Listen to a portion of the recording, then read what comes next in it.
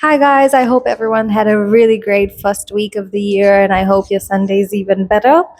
I'm back today with my review from the last 2 days. So the book I actually had was it was on my TBR for a while. It took me a while to get onto it because other things are just like popping up. So different books. Every time I see something on Bookstagram or Book Talk, I don't actually have TikTok, but the ones that keep coming up. So I see it, I want it, so I go get it. Um, the life of a person that buys. Am I a shopaholic now? I don't know. But anyway, so this is the book that I had on my TBR for a while. It's called In a Thousand Different Ways by Cecilia Ahern. She is an Irish author, and this is the first book of hers I've ever read, and it's a very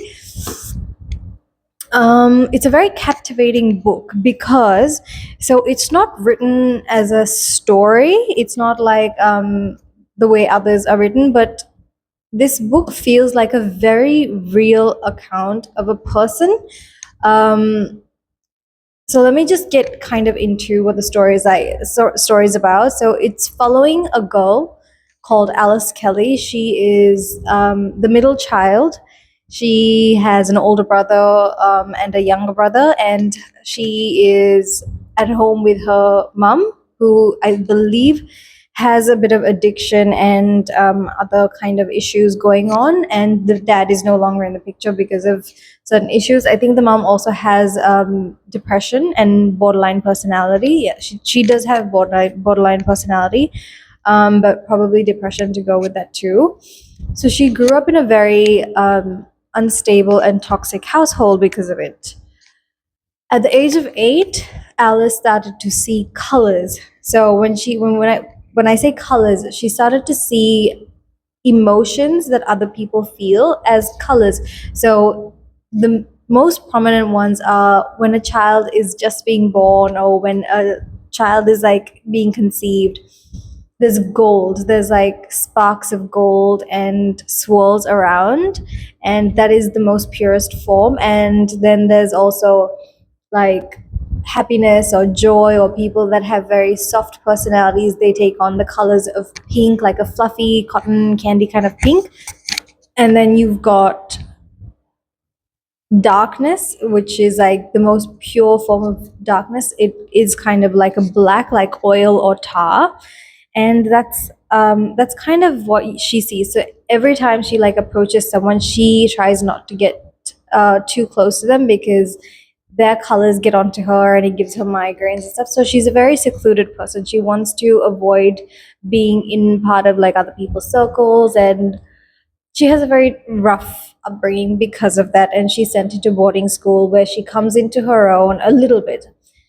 And finally, she kind of like makes her way out of school. She goes into London. She starts her life. She starts working. She meets people that can help her.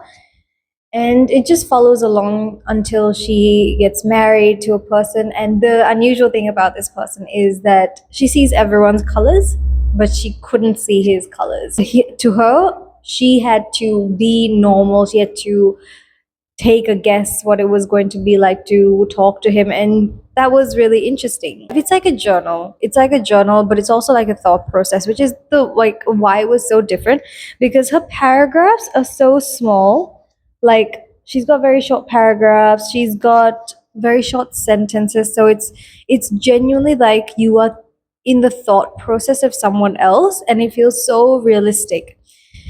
This book, however, I want to emphasize on the like it's such a, because it's focusing on emotions so much, it's like you're living in another person's emotions all the time. You see the sadness, you see the happiness, you see the conflict, the jealousy, the insecurity, the turmoil, all of it. And through that, the author is communicating empathy, because you see emotions everywhere, and the only way to approach this is through empathy, because it's like people are fighting battles that you don't know about every single day. They have their own lives, they have their own thoughts going in their head. So you never know what someone is dealing with to be here at this moment. So it shows you how to approach another individual with empathy and kindness and understanding. But it also shows that just because you are an empath or you see people's colors, it does not mean you put their feelings or their emotions above your own, because obviously it's all about drawing healthy boundaries, whether it's with your friends or your family or your partner or your work. It talks about doing what's best for you without hurting someone else. And I love the way she describes it, because it's not in your face, it's not overly descriptive, but it is very simple. When you understand that someone else's emotions are relying on you or someone else's mood is relying on you, you take a little bit more precaution in your everyday life. But also, one of my favorite things about this book was the fact that it's not only people she can see, like the aura or the energy that they're giving off, it's actually every living thing. So she sees like when plants are happy, when plants are not happy, when they're sick, when they need to be taken care of. She sees the same in animals when they're feeling lonely. So it's a beautifully written book. I There are a few pages that I really enjoyed reading, and I kind of want to read one paragraph to you guys. She learns to understand the requirements of herself through this plant. So this is a sentence. She wants to be moved continuously to have the best of everything at all times. She refuses to settle in one place when there's another corner with better light at another time. She won't settle. She always wants what's best for herself. She teaches me. And I think that's so sweet, because if a plant is able to communicate, like, I want this, I need this place to be better, I need this one improved, then why would we not do that for ourselves? Because we also deserve the best. And it doesn't mean you have to hurt someone else to get it, but I think if we strive to make our lives better by just putting ourselves in better positions, it would change a lot of things. I know it's easier said than done to reposition yourself to be in the face of happiness, but if you give yourself a chance to be happy, I think that can go a long way. There's a lot of sadness in this book as well. Like, she's obviously dealt with a very abusive, not physically abusive, but she's dealt with a mentally and verbally abusive mother that she's taking care of when she was just coming out of high school, and she didn't get to put herself first in those kinds, that when she was just growing up. And she comes to term with her mother over the years, and realize, like, this person was not able to give me all of that in her position, and obviously she couldn't do any better.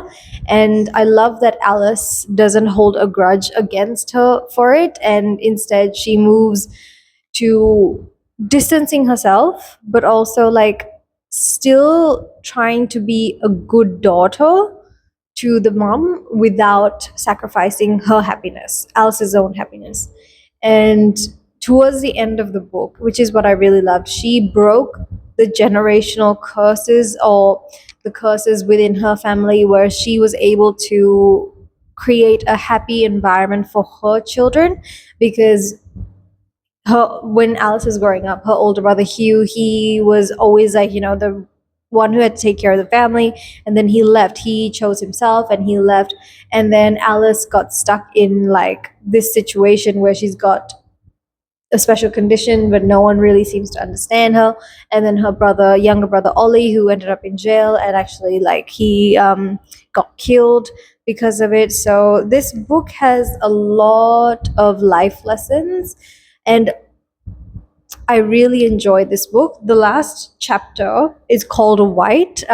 It's when a person is at the end of their lives, and that's the color that she sees when the white comes out from you. That's your soul leaving your body. But I read it twice because it was a beautiful, like, couple of pages, and I really recommend this book because it made me cry. It made me cry. It's not your average storybook. It's not a fiction, like, it's a fiction book, but it's different. I don't know how else to explain it, but you guys, if you ever like get your hands on this, I think a lot of people would enjoy this because it's such a beautifully written book. I enjoyed it. Yeah. Oh yeah, so that's In a Thousand Different Ways by Cecilia Ahern. And with that in mind, I do have my other book that I'm starting today. So that is the third book in the Twisted series by Anna Huang. It's Twisted Hate. It's the story based on Jules and Josh. Um, so obviously, everyone knows what this book is about, so I'm not going to get too much into detail. But I'll be back with an update from this one. With that, I hope everybody has a really good Sunday. Those who are still coming into Sunday from the other side of the world, and those who are going into Monday on this side of the world. So, yeah, that's the end of this video, and I hope to see you guys soon. Thanks for listening. Bye.